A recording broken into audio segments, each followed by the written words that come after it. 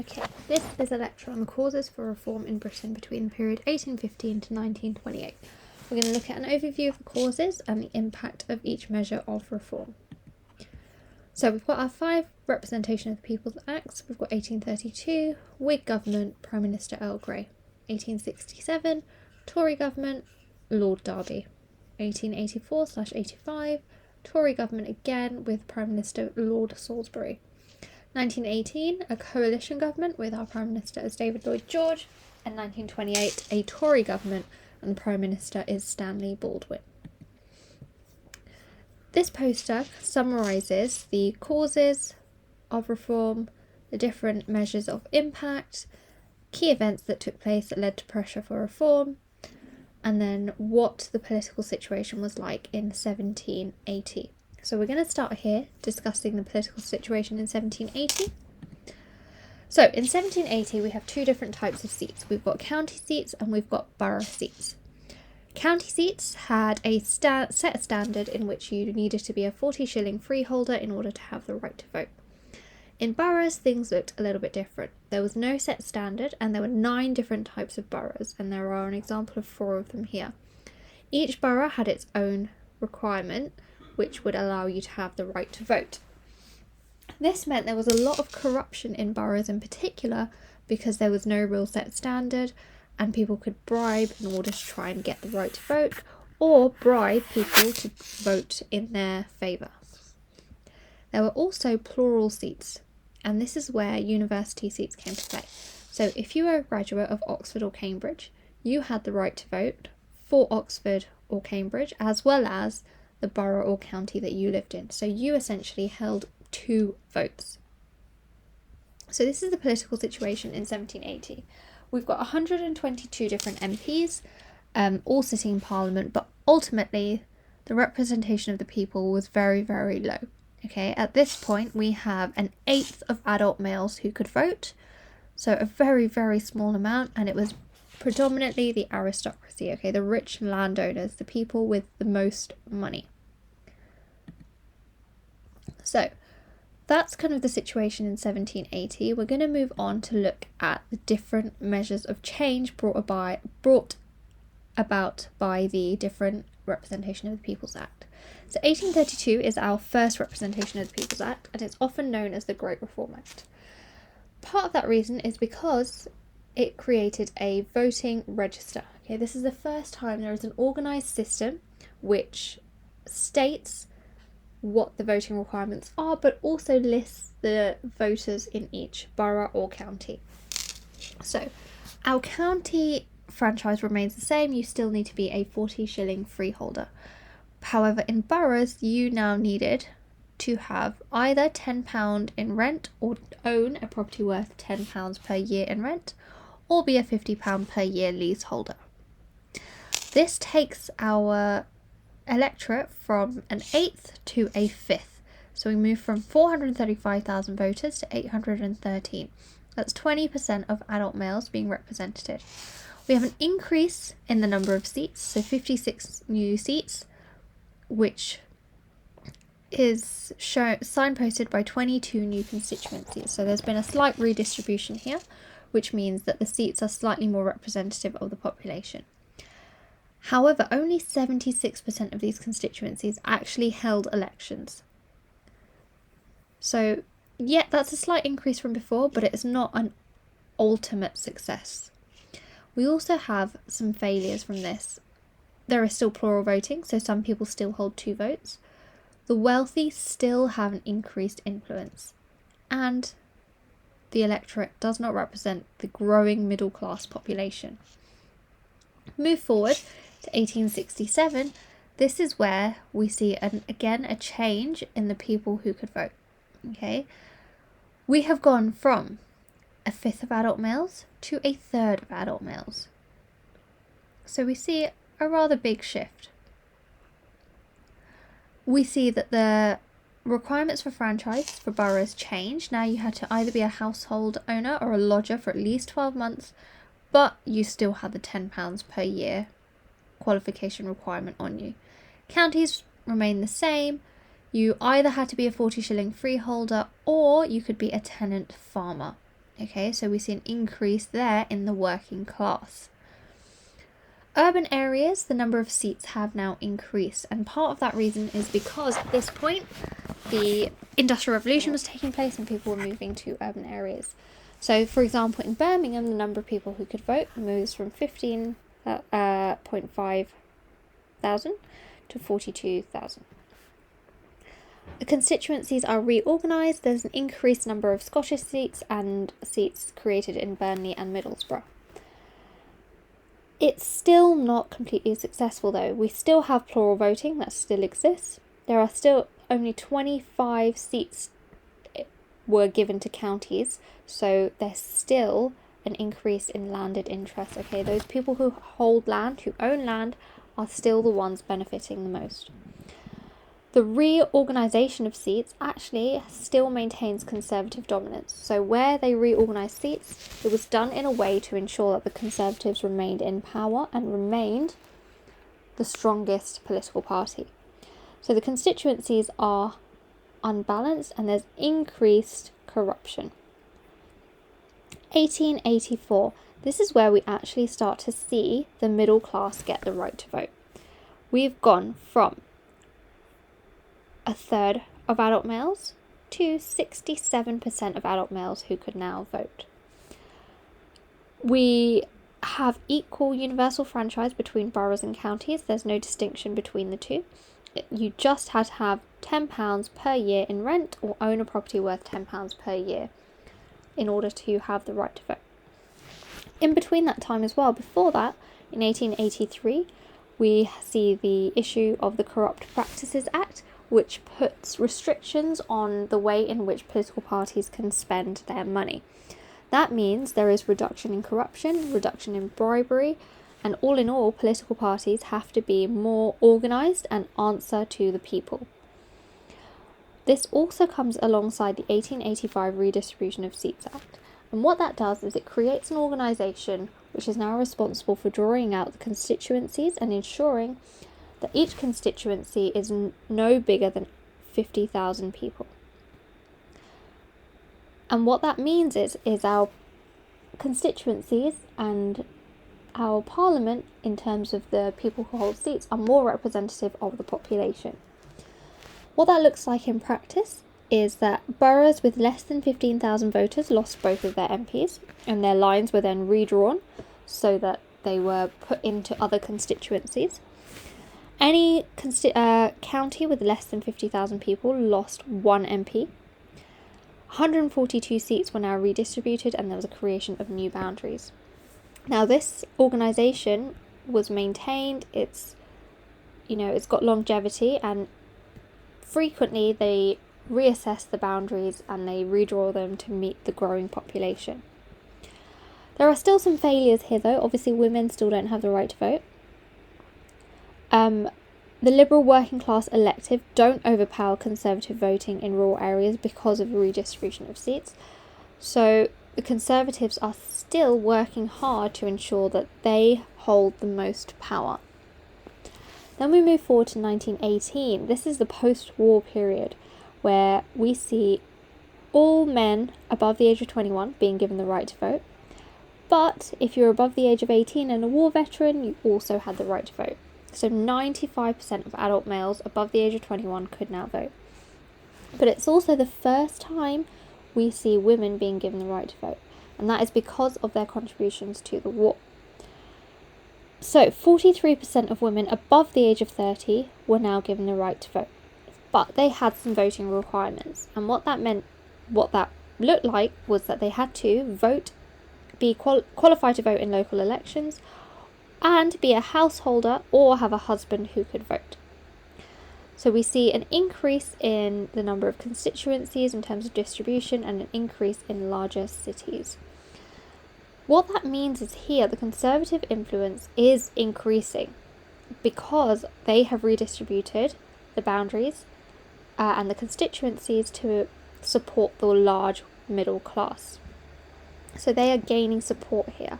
But also because they've given women the right to vote, they are also gaining support. However, women are not equally represented to their male counterparts in 1918, so there is still some way to go. That's where in 1928 Conservative Prime Minister Baldwin sees that it is worth increasing the franchise and making it universal for all men and women above the age of 21. So our franchise, our electorate, go from 8 million to 4.5 million, of which 12 million and then 12 million men. So there is some opposition to this because of the fear of feminisation of political culture. So there are people who oppose increasing to universal franchise because they don't want women to overpower politics. But ultimately, Baldwin does this because he sees that women are voting for the Conservative Party and feels that this would work in favour of the Conservatives.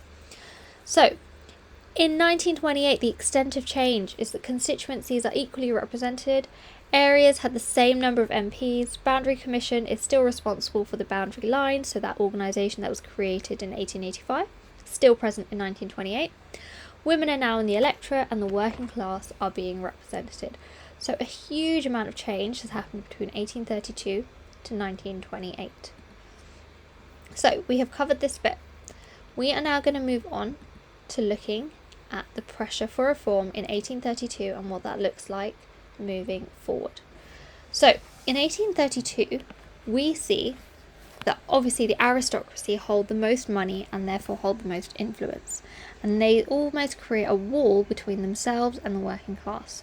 But at this point there is a huge amount of corruption and there is a huge amount of bribery, and people don't really like to see that. There is starting to be the sort of bubbles erupting on the surface, creating pressure for change. And part of that happens because in 1790 there is the French Revolution, and the ideas of the French Revolution are spread to Britain through individuals such as Thomas Paine, who has published a book called The Rights of Man, which promote ideas of liberation and freedom. People take those ideas forward and it is spreading through Britain, particularly due to the increase of education. That creates pressure for change, and we see that through these events here, such as the Swing Riots, the Days of May, the Bristol Riots, and obviously the French Revolution. These happened in 1832, and partly they happened because of economic pressures. This is the post-war period in Britain, so people are living, their standard of living is really quite poor, and they're turning towards the government to create pressure for change. They want a better standard of living. The middle class is also growing at this point, and they want to be represented by Parliament. They want to feel like change is happening in their favour as well. So, we have these riots take place, we have pressure being put on the government, and that is reflected by this graph here. The fear of revolution in 1832 is high because of these events that are taking place. The government is scared that they've got revolution on their hands, same as in France, because the ideas have spread to Britain. So they need to do something about it. And that is part of the reason why in 1832 the Representation of the People's Act is passed. Moving forward to 1867, there are also riots that take place in Hyde Park. There's the cotton famine that happens, which creates pressure on the economy. But the fear of revolution isn't anywhere near as high as it is in 1832. In 1884, we've got the Industrial Revolution taking place at large in Britain. Generally, the economy is a little bit better. There's less unhappiness, but there is still a drive for reform. That is mostly coming from political parties themselves, because they see that by issuing reform, it's easier to keep people on side and on board. 1918, we've got a new sort of emergence of pressure for reform through political parties such as the WSPU and the NUWSS, so the Women's Social Political Union, which was the suffragettes, and the NUWSS, who were the suffragists. And then obviously there was the outbreak of war, so there was more pressure for reform. The WSPU created a fear of revolution, but ultimately they both worked together as campaign groups to encourage the government to launch reform. Then in 1928 we have the creation of the Labour Party and the NUSEC, another organisation pushing for universal rights. So we are starting to see that things are beginning to change due to increased pressure from either campaign groups, fear of revolution, or because the government know that issuing reform will help people to stay on their side and ultimately help them stay in power. So what does that look like in real time? So in terms of fear of revolution,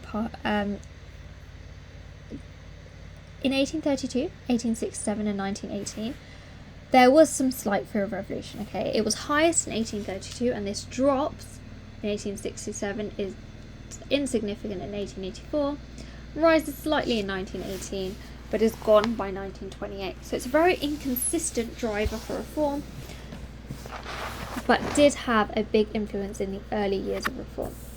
Partisan advantage is something that we see consistently through time. Okay, in 1832, the Liberals know, because this is the first time they've taken power in 25 years, that by expanding the right to vote, they will be gaining support. Okay, and that will help them to pass laws in Parliament. It will help them to keep William IV on side, who was our king at the time, and it will also help them to gain the support of the Catholics, who were emancipated in 1829. This is then followed by in 1867, where Disraeli, who was a Conservative, wanted to weaken the Liberals, and Lord Derby, who was Prime Minister, wanted to increase Conservative support. So they issue reform because they know it's going to weaken the Liberal Party and also, in turn, increase support for the Conservatives. The trend continues in 1884, where the Conservatives are in power again, and Gladstone knows that because there's increasing support for the Liberals, if Lord Salisbury wants to create change and he wants to be known for good things, he needs to expand the electorate.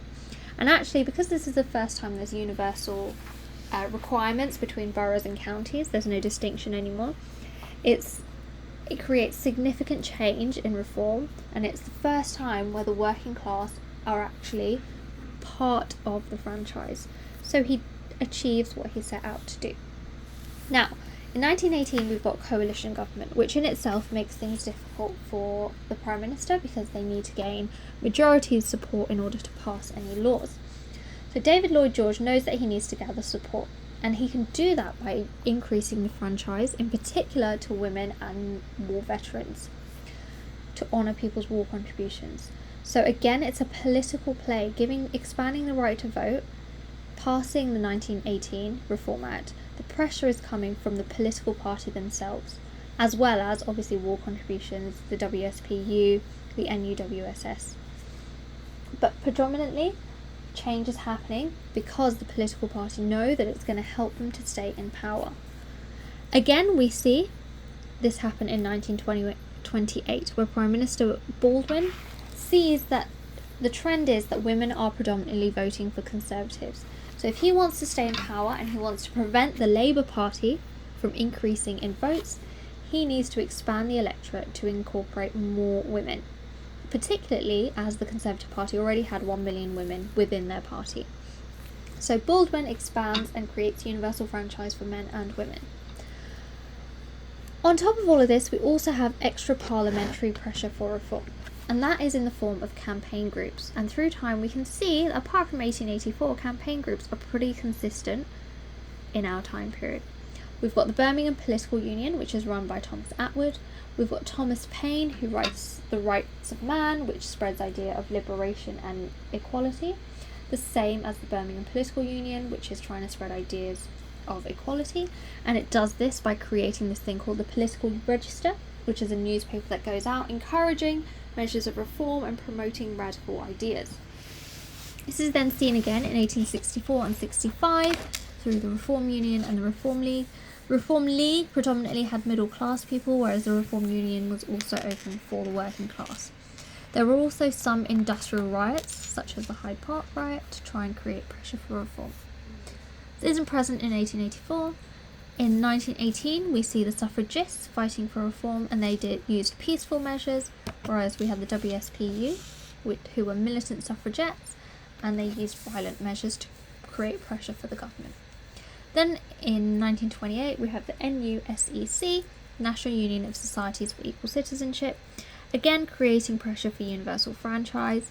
It was a relatively big organisation, but ultimately reform was done because Baldwin wanted the Conservative Party to overpower the Labour Party, who were rising at the time. So that's kind of an overview of how these three factors created pressure for reform. And you can see that in this graph here, where we've got the fear of revolution, partisan advantage, campaign groups, and the last one that we haven't yet discussed is the economy. Now, the economy is important because ultimately the economy creates pressure on the government. Poor economy means that the people are unhappy and they turn towards the government to create change. And you can see through this line here that sort of between 1832 and 1918 it's relatively consistent, but by 1928 the economy isn't really a problem. And the reason why it's consistent is in these periods there were lots of periods, particularly in 1832, where the economy was really quite low. And here this is because it's the post-war period, and again here 1918 post-war period. So the money is generally being spent to improve infrastructure, and there is a lack of jobs, there's a loss of manpower, things are really quite poor, and people are unhappy, and therefore they turn to the government to try and sort this out, thus creating pressure for change. The other thing that we need to discuss is the 1872 Secret Ballot Act. Okay, so part of the reason it could be argued that the 1884 Reform Act was able to create so much change is because of the 1872 Secret Ballot Act. And this is the first time where free voting had increased, because suddenly bribery and corruption were no longer influences of people's right to vote. So ultimately it was more about the political party and the Prime Minister and the different members of Parliament now. This was initially opposed by Disraeli, a Conservative, and supported by Gladstone, who was a Liberal. And the idea is the same as the political situation now. You could vote for whoever you want and nobody would know. Okay, and that eliminates the power from the aristocracy and those with the most money, because they can no longer influence people's vote as they cannot see who they voted for. So it kind of frees up tenants from their English landowners, particularly those who were Irish. People are generally happier because of this Secret Ballot Act. And what it does is it creates pressure in 1884 for the Conservatives to increase reform because they had initially opposed this act. And again, we see partisan advantage, political parties passing reform for their own benefit so that they can stay in power and maintain support of the people. So that's an overview of reform of Parliament between the years 1815 to 1928. Overall, reform was somewhat consistent in this time period, but mostly happened because political parties were passing laws in their own favour. Arguably, the 1884 Representation of the People's Act is the one that created the most significant change, but you could argue that actually it's not until 1918 that the most significant change happens, because this is the first time women are incorporated in the right to vote.